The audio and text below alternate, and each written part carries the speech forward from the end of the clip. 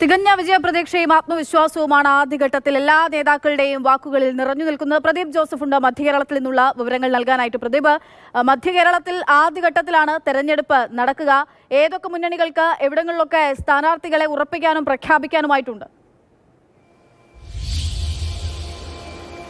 മധ്യകേരളത്തിലെ വിവിധ ജില്ലകളിൽ ഒന്നും രണ്ടും ഘട്ടങ്ങളായാണ് നടക്കുന്നത് എന്ന് പറയാം. എറണാകുളം വരെയുള്ള ജില്ലകളിൽ ആദ്യഘട്ടത്തിൽ നടക്കുമ്പോൾ തൃശൂർ, പാലക്കാട് ജില്ലകളിൽ രണ്ടാം ഘട്ടത്തിലാണ് തെരഞ്ഞെടുപ്പ് നടക്കുന്നത്.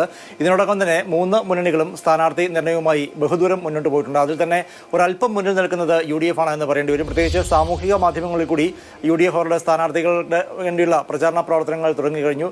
ഒപ്പം എറണാകുളം ജില്ലയിൽ ശക്തമായുള്ള 2020യും സ്ഥാനാർത്ഥികളെ പ്രഖ്യാപിച്ച ഏതാണ്ട് ഒരു മാസത്തിന് മുൻപ് തന്നെ അവരുടെ പ്രചാരണം തുടങ്ങിക്കഴിഞ്ഞു. ചുവരെടുത്ത് 2020 ഏതാണ്ട് പൂർത്തിയാക്കി കഴിഞ്ഞിട്ടുണ്ട്.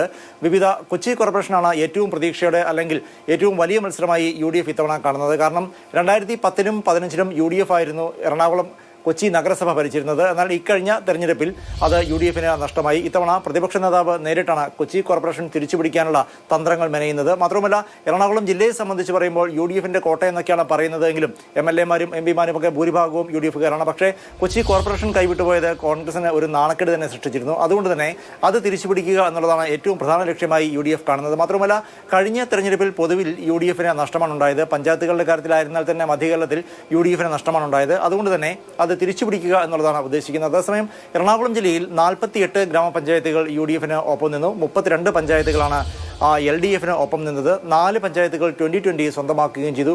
2020 എത്രമാത്രം വോട്ടുകൾ പിടിക്കും, ഏതൊക്കെ പഞ്ചായത്തിലേക്ക് കടന്നു കയറുമെന്നുള്ള ഒരു പൊതു ചർച്ചയും വരുന്നുണ്ട്. ഇത്തവണ സംസ്ഥാനത്ത് 1000 സീറ്റിലാണ് 2020യുടെ സ്ഥാനാർത്ഥികൾ മത്സരിക്കുന്നത്. കൊച്ചി നഗരസഭയിൽ ഉൾപ്പെടെ മത്സരിക്കുന്നു. മറ്റ് ജില്ലകളിലും മലബാർ മേഖലയിലും ഉൾപ്പെടെ അവർ സ്ഥാനാർത്ഥികളെ രംഗത്തിറക്കുന്നുണ്ട്. മധ്യകേരളത്തിലെ മറ്റ് ജില്ലകളിലേക്ക് വരികയാണെങ്കിൽ കോട്ടയത്തായിരുന്നാലും ഇടുക്കിയിലായിരുന്നാലും കഴിഞ്ഞ തെരഞ്ഞെടുപ്പിൽ LDFന് ഏറെ മുന്നേറ്റമുണ്ടാക്കാൻ സാധിച്ചിരുന്നു. ഇതെല്ലാം തിരിച്ചുപിടിക്കുക എന്നുള്ള അത്യധ്വാനമാണ് UDFന് മുന്നിലുള്ളത്. അത് സാധ്യമാകും എന്ന് തന്നെ അവർ പ്രതീക്ഷിക്കുന്നു. അതേസമയം BJPയും ഏറെ